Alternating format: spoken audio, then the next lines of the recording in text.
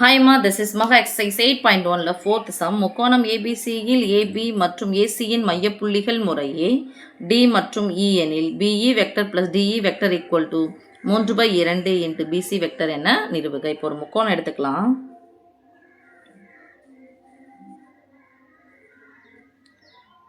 ABC.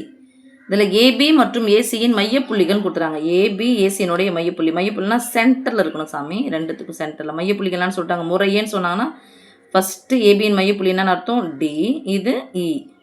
Okay, எனில் BE வெக்டர்னா பியும் இயும் ஜாயின் பண்ணுங்க. BE vector plus DC vector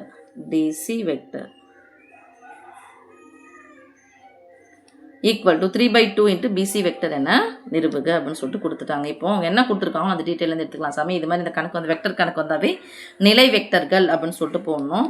அப்போது முக்கோணம் அவங்க கொடுத்துருக்குது அப்படியே இதெல்லாம் தரவே. முக்கோணம் ஏபிசியின் முனைப்புள்ளிகள்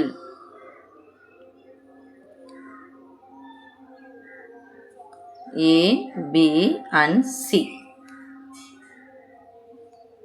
இவற்றின் நிலை வெக்டர்கள்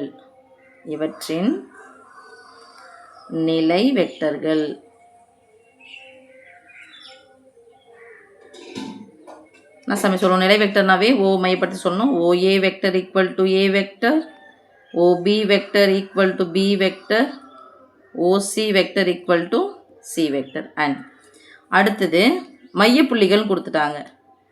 AB மற்றும் ஏசியின் மையப்புள்ளிகள்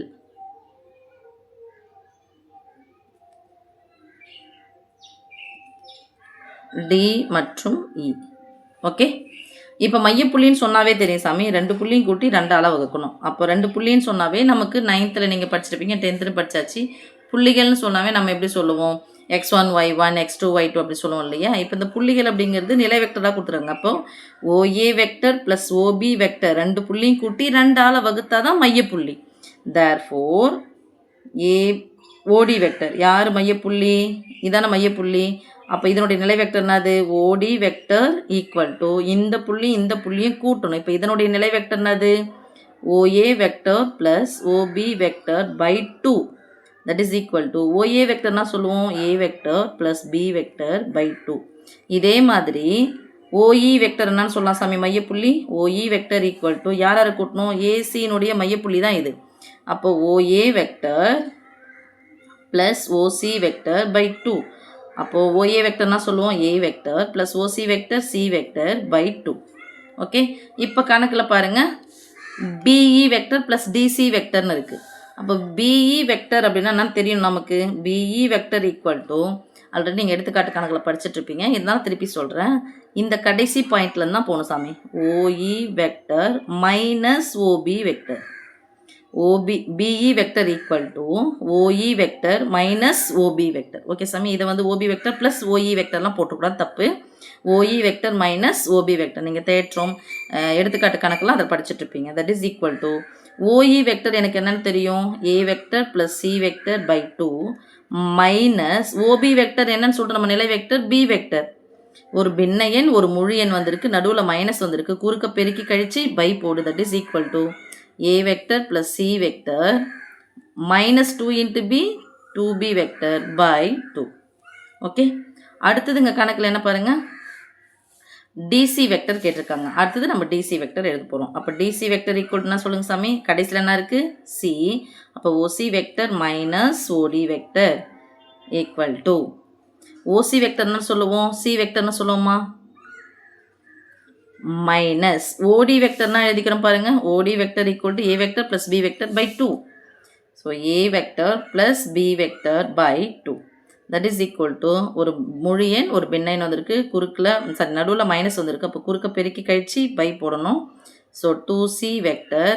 இந்த மைனஸ் ஆனது இந்த 2 உறுப்புக்குமே சொந்தம். ஒரே உறுப்பு இருந்துச்சுன்னா பரவாயில்ல சாமி, 2 உறுப்பு இருக்குது, அப்போ மைனஸ் ஆனது 2த்துக்குமே சொந்தம். அப்போ மைனஸ்னால் குறிய மாற்று, ப்ளஸ் A இருக்கிறது மைனஸ் ஏவாக மாறும், ப்ளஸ் B இருக்கிறது மைனஸ் பியாக மாறும் பை 2. ஓகே, இப்போ அவங்க கேட்டிருக்கிறது என்னன்னு பாருங்கள், BE vector plus DC vector equal to 3/2 into BC vector சொல்லிட்டாங்க. அப்போ B வெக்டரையும் DC வெக்டரையும் என்ன பண்ண போகிறோம், இப்போ நம்ம கூட்ட போகிறோம்.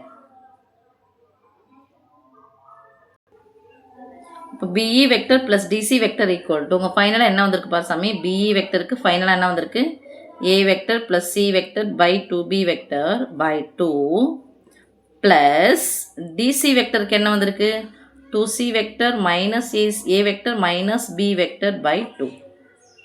தட் இஸ் ஈக்குவல் டு இதுவும் பின்ன எண் இதுவும் பின்ன எண், நடுவில் ப்ளஸோ மைனஸோ வந்துச்சுன்னா பகுதிகளை பார்க்கணும். பகுதிகள் ஒரே மாதிரி இருக்கா வேறு மாதிரி இருக்கா, ஒரே மாதிரி இருக்குது. அப்போ எத்தனை முறை 2 வந்தாலும் ஒரே முறை 2 போடுறோம். ஓகே, இப்போ என்ன இருக்குதோ அதை அப்படியே எழுதிக்கலாமா, A vector plus C vector minus 2b vector ப்ளஸ்னால் குறியை மாற்றக்கூடாது, இந்த ப்ளஸ் ஆனது 3த்துக்கு சொந்தம். So 2c vector minus A vector minus B vector, minus A vector plus A vector cancel ஆகிடுச்சு. ஒத்த உறுப்புகள் ஒன்றா பாருங்கள், minus 2b vector minus 1b vector சேர்த்தனா வரும், மைனஸ் 3b வெக்டர் வருமா.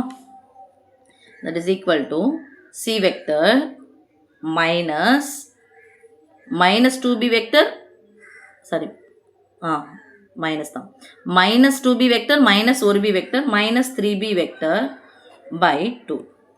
ஓகே, வேறு எதனா மாறி இருக்கா, சாரிம்மா. ஒத்த உறுப்புகள் பாருங்கள், சி வெக்டர் ஒரு C vector 2c vector plus அப்போ எத்தனை சி வெக்டர் 3c வெக்டர். இப்போ பொதுவாக என்ன இருக்கான்னு பார்ப்போம், BE vector plus DC vector equal to இப்போ ரெண்டுத்துலேயும் பொதுவான உறுப்பு யார் 3 பை 2 எடுத்துக்கலாமா, இன்ட்டு போட்டுக்கலாமா. பொதுவாக எடுத்தால் ப்ராக்கெட் போட்டால் கேன்சல் பண்ணணும், 1 time. So C vector minus B vector that is equal to 3/2 into C வெக்டருக்கு பதிலாக என்ன போடலாம், ஓசி வெக்டர் போடலாமா, மைனஸ் பி வெக்டருக்கு பதிலாக என்ன போடலாம், ஓபி வெக்டர். நம்ம ரிவர்ஸில் போட்டு எழுதலாம் பார்க்கலாம். இப்போ சொல்லிட்டு வந்தோம்ல அதே மாதிரி ரிவர்ஸில் போட்டு எழுதலாம், 3/2 இன்ட்டு இங்கே ஓசி மைனஸ்ன்னு இருந்தால் என்ன போடணும், சி எடுத்து பின்னாடி போடுறோம், பி எடுத்து முன்னாடி போடுறோம். அப்போ பிசி வெக்டர் இதான் நிரூபிக்க சொன்னாங்க. ஸோ நிரூபிச்சாச்சு, ஹென்ஸ் ப்ரூவ்டு. ஓகே சாமி.